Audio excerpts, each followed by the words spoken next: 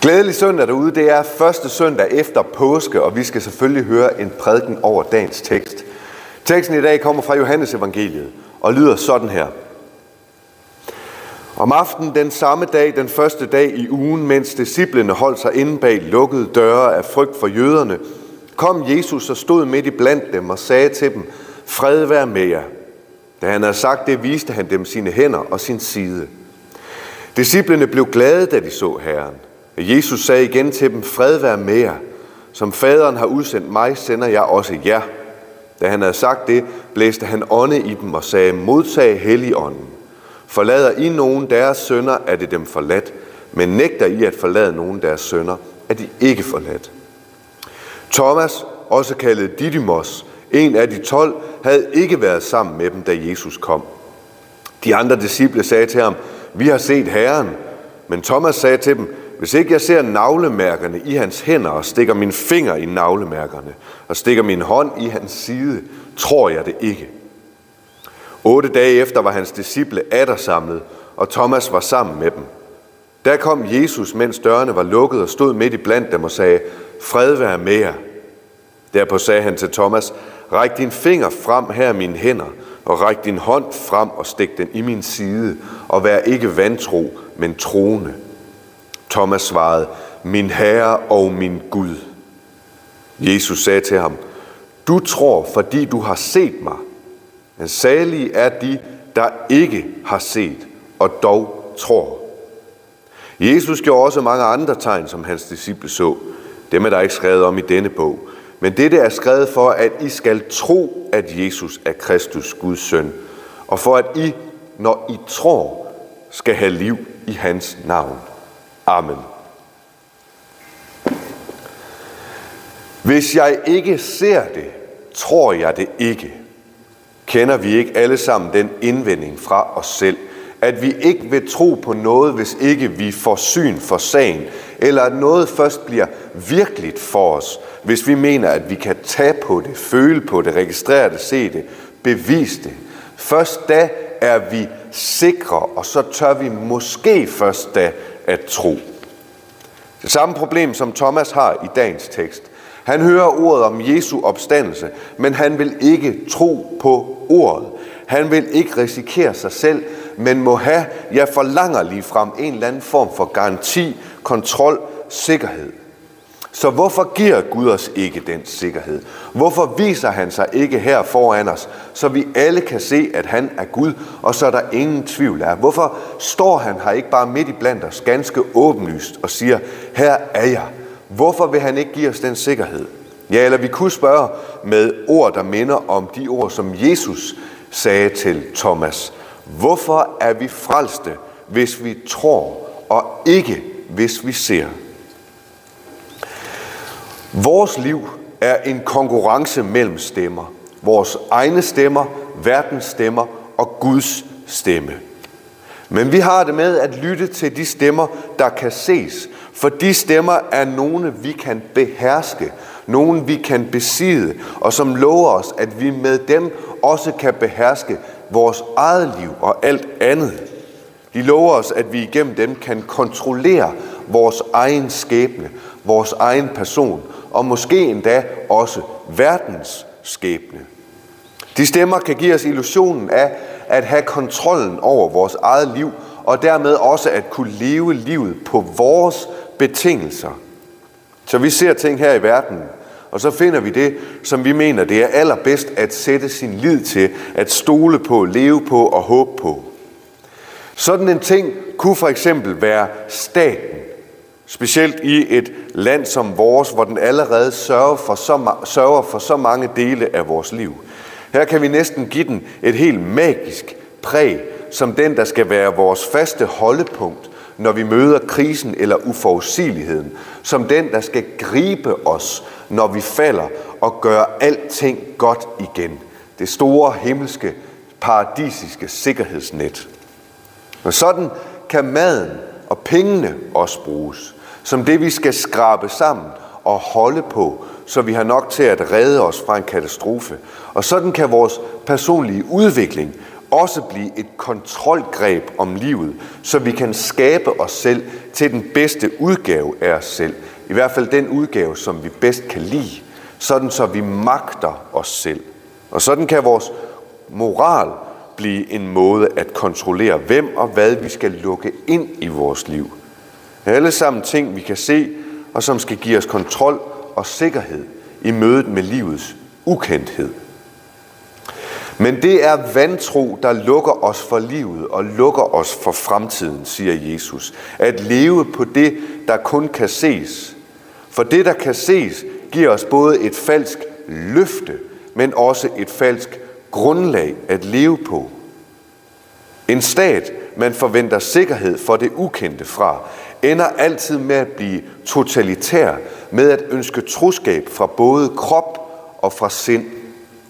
Et liv, der er levet på bekymringen om at have nok, har det ikke med at blive andet end en jagt på at stille en sult, der aldrig kan stilles. Et liv levet på at have kontrol med sig selv ved at arbejde på sig selv, har det med at blive et liv i navlepilleri. Og et liv i en celle, hvor kun dem, vi kan lide, lukkes ind, har det med at blive et liv i mistro og moralsk selvretfærdighed. Sådan er det med alle vores og verdens stemmer. De kan ikke indfri deres løfter, og så ender de med at bide sig selv i halen. Trolden følger med. 7 dæmoner flytter ind, når man tror, man har viftet dæmonen ud. Så der må være en anden stemme, der sætter os. En anden stemme, der bestemmer os her i livet. Stemmen fra Gud, der ikke kan ses, ikke kan beherskes, og derfor ikke kan bruges til vores mål om at have kontrol, netop fordi den fravrister os kontrollen og sikkerheden for at give os livet. Den stemme, der fordrer os at leve vores liv, som det skal leves, nemlig på Guds nåde og Guds forsyn. Et liv, der ikke er i vores hænder og vores kontrol, men som skal leves uden sikkerhed, i troen på Guds stemme. At leve på Guds nåde vil sige at modtage hele sit liv og alt, hvad der er i det, som Guds ufortjente og frie gave til os. En gave, der skal bruges under ansvar over for gavens giver. Det er at leve i åben og lydig modtagelighed på det sted, hvor Gud har sat en, for der at gøre den tjeneste for næsten, som øjeblikket kræver. Det er at modtage vores liv og tage vores liv på os, som det liv Gud kræver os i, og som et liv, der skal slide os mere og mere op, til alt engang er helt brugt. Slides op i de opgaver, der er lige for hånden. Det er altså først og fremmest at risikere sig selv, at slippe kontrollen. At leve på Guds forsyn er at blive ved sin dagligdag og slide sig op i den tjeneste, den byder på, med fuld tillid til, at Gud har alt i sin hule hånd, om så hele verden styrter sammen om ørerne på os.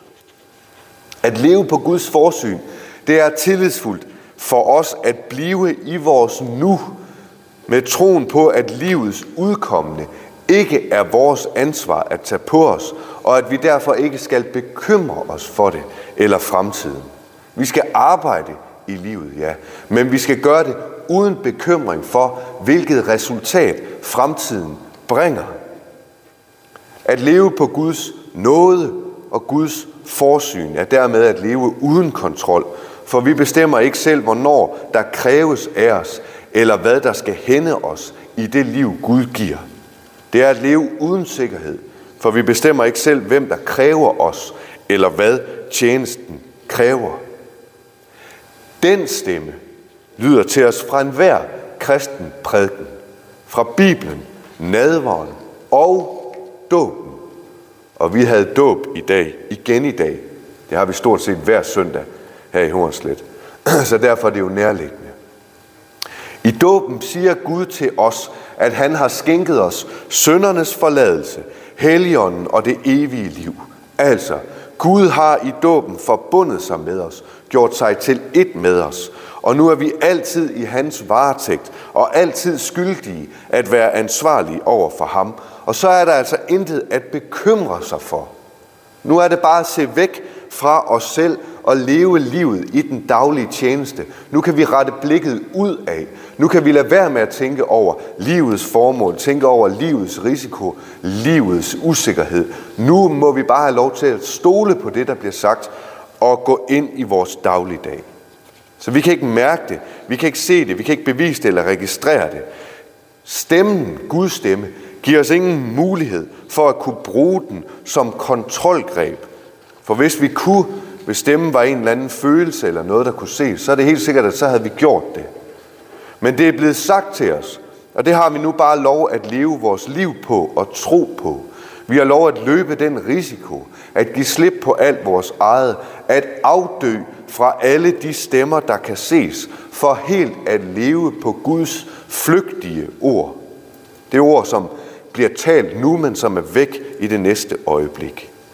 Gud, han lader sig altså ikke se ganske åbent lys. Han står ikke lige her foran os i fuld majestæt, fordi han ikke vil forveksles med nogen af vores og verdens stemmer.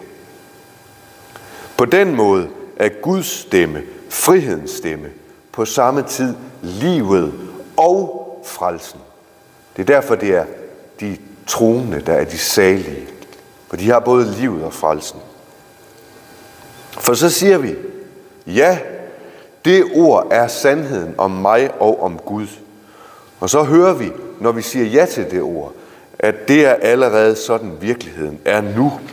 Giver vi ordet ret, når det siges til os, at vi i dåben er Guds børn, at vores synd er forladt, og at Helligånden og det evige liv er givet os, så er det sandhed lige nu, og vil være det dag for dag, indtil den dag, hvor vi ligger i graven, og hvor ordet igen siger til os, at vi i vores død skal møde Gud og næsten. Så er det jo bare at gå fremtiden i møde i den tro. Og derfor siger vi, tak, lov og evigt være dig, Far, Søn og Helligånd, en sand treenig Gud, fra evighed og til evighed. Amen. Tak fordi I så med derude. Mit navn er Andreas Skovbo Meng. Jeg er den ene præst her i Hornslet Kirke, og hvis jeg kunne lide, hvad I så og hvad I hørte, ikke mindst, for det er jo det væsentlige, hvad vi hører, at det kommer troen. Ja, så like den, læg en kommentar, abonner på kanalen, send det videre, spred budskabet. Indtil næste gang vi ses, Guds fred og alt godt.